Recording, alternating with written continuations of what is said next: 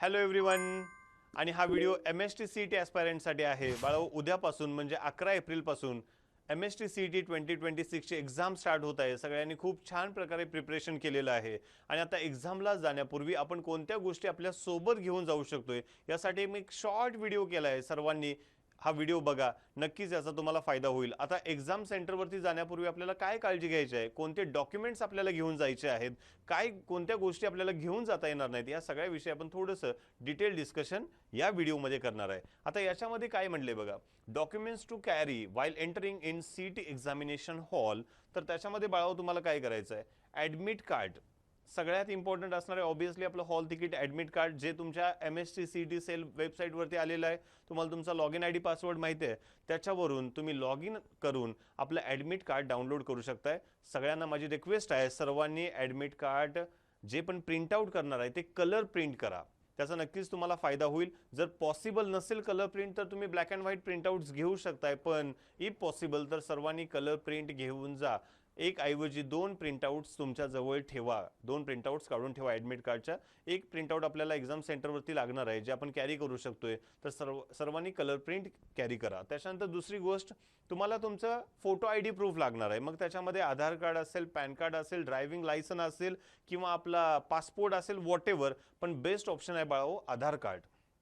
जे पण ओरिजिनल आधार कार्ड तुमच्याजवळ ठेवायचं आहे आणि सोबत तुम्हाला एक झेरॉक्स कॉपी त्याची ठेवायची आहे आधार कार्डची तुमच्यासोबत, जे सेल्फ अटेस्टेड असेल, म्हणजे त्याच्यावरती तुमची साईन असेल झेरॉक्स कॉपीवरती. सो सर्वांनी सोबत फोटो ID कार्ड म्हणून आधार कार्ड ठेवा आणि त्याची एक झेरॉक्स कॉपी आपल्यासोबत ठेवा. नेक्स्ट चौथी गोष्ट आहे पासपोर्ट साईज फोटोग्राफ. बाळा, आपल्याला फोटोग्राफ लागणार आहेत, कारण ज्यावेळी आपण तिथं प्रेझेंटी देणार आहे त्यावेळी तुमचा तिथं फोटोग्राफ आपल्याला पेस्ट करावा लागणार आहे.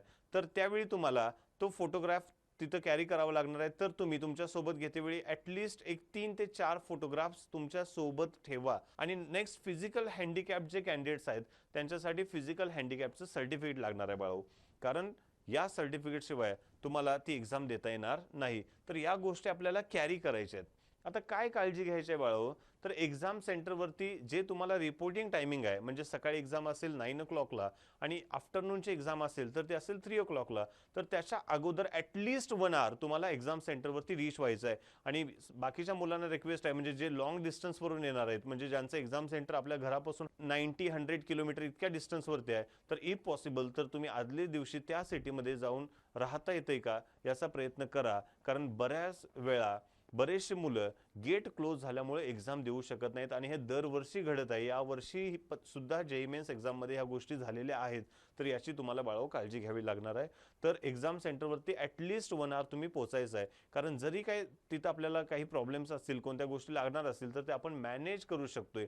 दुसरी गोष्ट तुम्ही काय करू शकताय, तर तुम्हाला तुमची वॉटर बॉटल कॅरी करता येते, पण ती ट्रान्सपरंट असायला पाहिजे. कोणतीही पॅक्ड किंवा कलर्ड किंवा स्टीलची वॉटर बॉटल तुम्हाला कॅरी करता येणार नाही. ती ट्रान्सपरंट वॉटर बॉटल तुम्ही कॅरी करू शकताय. आणि जो पण पेन तुम्ही कॅरी करणार आहे तो असायला पाहिजे तुमचा blue pen, blue ball point pen असायला पाहिजे तुमचा, जो पण ट्रान्सपरंट असायला पाहिजे. या गोष्टी तुम्हाला तिथं कॅरी कराव्या लागणार आहेत. रबशीट्ससाठी तुम्ही तिथं काय करू शकताय, तर जे इन्व्हिजिलेटर आहेत त्यांना तुम्ही रिक्वेस्ट करू शकताय, ते रबशीट्स तुम्हाला प्रोव्हाइड करतील. कारण जी पण एक्झाम असणार आहे ती आपली ऑनलाईन असणार आहे, त्यामुळे रबशीट तिथं प्रोव्हाइड केल्या जातील. त्याच रबशीट तुम्हाला तिथं एक्झाम झाल्यानंतर सबमिट करून यायच्या आहेत.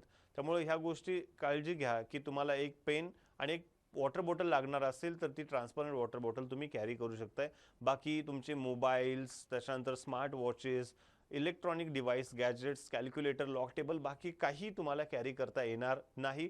तुमचा जो ड्रेस कोड आहे तो सिम्पल फॉर्मल असायला पाहिजे, जसं की फॉर्मल पॅन्ट, फॉर्मल शर्ट बॉईजसाठी असेल आणि लेडीजसाठी म्हणजे गर्ल्ससाठी असेल तो कुर्ता किंवा फॉर्मल पॅन्ट शर्ट, काही प्रॉब्लेम नाही. नेक्स्ट, जे पण तुमचे शूज असतील किंवा स्लीपर्स असतील किंवा सँडल्स असतील ते पूर्ण पॅक्ड असायला नको पाहिजेत. म्हणजे ह्या सगळ्या गोष्टी, याचा इन डिटेल व्हिडिओ ऑलरेडी आपण JEE केला होता जानेवारीमध्ये, त्याचा तुम्ही रेफरन्स घेऊ शकताय. त्याच्यामध्ये इन डिटेल माहिती दिलेली आहे. त्याही गोष्टी तुम्हाला फॉलो कराव्या लागणार आहेत. फक्त आता एवढंच सांगतोय की CET एक्झामला जाण्यापूर्वी तुमच्याकडे काय असायला पाहिजे, तर ॲडमिट कार्ड, आधार कार्ड ओरिजिनल पाहिजे, त्याचे एक झेरॉक्स, पासपोर्ट साईज फोटोग्राफ आणि जे पण फिजिकली हँडिकॅप कॅन्डिडेट्स आहेत त्यांच्यासाठी सर्टिफिकेट. आणखीन एक रिक्वेस्ट होती, जे कॅन्डिडेट्स आता तुम्ही हॉल तिकीट तुम्ही डाउनलोड केला असेल ऑफिशियल वेबसाईटवरून MSTCTच्या, जे हे तुमचं हॉल तिकीट आहे. आता या हॉल तिकीटवरती काही काही गोष्टी मेन्शन असतील बघा रे. तर याच्यावरती तुमचं नाव क्लिअर आहे का बघा. त्याच्यानंतर तुमचा आधार नंबर असेल, रोल नंबर असेल, त्याच्यानंतर तुमचा फोटोग्राफ, तुमची साईन, ह्या सगळ्या गोष्टी क्लिअरली विजिबल पाहिजेत तुमच्या हॉल तिकीटवरती. ही तुम्ही काळजी घ्या. त्याच्यानंतर इन केस बऱ्याच वेळा असं होतंय की या हॉल तिकीटवरती तुमचा फोटो विजिबल नसतोय किंवा फोटो नाही आहे. तर अशा केसमध्ये तुम्हाला काय करायचं आहे, तर हे तुम्ही हॉल तिकीट डाउनलोड केल्यानंतर इथं एक लिंक दिलेली आहे बघा. Click here to download the undertaking for correction in name और जेंडर. जर काय त्याच्यामध्ये मिस्टेक झाले असेल तर तुम्हाला या लिंकवरती क्लिक करून एक अंडरटेकिंग फॉर्म मिळेल. तो फॉर्म तुम्हाला भरायचा आहे आणि त्या एक्झाम सेंटरवरती जे इन्व्हिजिलेटर असतील त्यांची किंवा जे ते सेंटर हेड असतील त्यांची तुम्हाला त्याच्यावरती साईन घ्यावी लागणार आहे. नेक्स्ट इन्स्ट्रक्शनचं पेज आहे, त्याच्यामध्ये टोटल इन्स्ट्रक्शन्स दिलेले आहेत, काय गोष्टी तुम्ही कॅरी करू शकताय काय नाही. पण ज्यावेळी तुम्ही हॉल तिकीट घेऊन जाणार आहे त्यावेळी ही दोन्ही पेजेस कॅरी करण्याची काही गरज नाही. तुम्ही फक्त ज्या पेजवरती तुमचा इन डिटेल जी इन्फॉर्मेशन आहे, मग तुमचं नाव असेल, तुमची बर्थ डेट असेल, त्याच्यानंतर तुमचा फोटो असेल, ह्या सगळ्या गोष्टी ज्या पेजवरती आहेत फर्स्ट पेजवरती तेवढंच कॅरी केलं तरी चालेल. फक्त ते पेज घेतेवेळी कलर प्रिंट घ्या आणि जर काय प्रॉब्लेम असेल तर या लिंकवरती क्लिक करून तुम्ही हा जो अंडरटेकिंग फॉर्म आहे बघा, हा इथं आपल्याला दिसतोय, name of candidate, date of birth, application number, roll number, name of the CET, exam centre detail, हे तुम्हाला भरायचं आहे आणि हा अंडरटेकिंग फॉर्म तुम्हाला तिथं घेऊन जायचा आहे. त्यामुळे ही काळजी घ्या. सो ज्यांनी हॉल तिकीट डाउनलोड केले नसतील त्यांनी हॉल तिकीट डाउनलोड करा. मला वाटतं आता रिसेंट ज्यांची एक्झाम आहे या 4 दिवसामध्ये त्यांचे हॉल तिकीट्स आले असतील. ज्यांची एक्झाम पुढे आहे 19 किंवा 20 एप्रिलला, त्यांचे अजून आले नसतील तर हॉल तिकीट आल्यानंतर ह्या सगळ्या गोष्टी तुम्ही चेक करा व्यवस्थित. ठीक आहे. आणि सर्वांनी खूप छान प्रिपरेशन केलेलं आहे तर नक्कीच तुम्हाला हा पेपर इझी जाणार आहे. अननेसेसरी पॅनिक होऊ नका.